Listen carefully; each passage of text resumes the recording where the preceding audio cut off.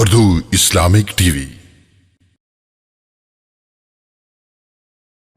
ایک دفعہ ہارون الرشید بادشاہ کی جو بیوی تھی نا، زبیدہ بیوی، بڑی اللہ والی عورت تھی اور بڑی نیک صالح تھی، جس نے یہ مکے والوں کے پانی کا انتظام کیا، اور عین زبیدہ آج تک وہ قائم ہے۔ وہ صبح کی نماز کے بعد رو رہی تھی، چیخ رہی تھی، اور ہارون آیا، انہوں نے کہا کیا بات ہے؟ انہوں نے کہا میں نے ایسا گندا خواب دیکھا ہے کہ مجھے اب آرام ہی نہیں آتا۔ انہوں نے کہا وہ کیا خواب ہے؟ انہوں نے کہا میں نے خواب یہ دیکھا ہے کہ انسان بھی ہیں، گھوڑے بھی ہیں، گدھے بھی ہیں، جانور بھی ہیں، سب مجھ سے جمع کر رہے ہیں، تو میری تو چیخیں نکل گئی۔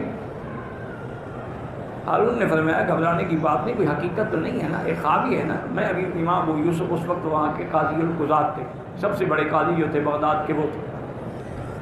ان کو بلایا اور ان سے بی بی زبیدہ نے اپنا خواب پیش کیا، تو اس نے کہا بی بی تمہیں مبارک ہو، یہ تو بڑا اچھا خواب ہے۔ انہوں نے کہا عجیب بات ہے امام صاحب، کیسے اچھا خواب؟ انہوں نے کہا بھی جمع کر کے آدمی کو فائدہ ہوتا ہے نا، لذت ہوتی ہے، فائدہ اٹھاتا ہے نا، مطلب یہ ہے کہ تم کوئی ایسا کام کرو گی جس کا انسان تو انسان، جانوروں کو بھی فائدہ ہوگا۔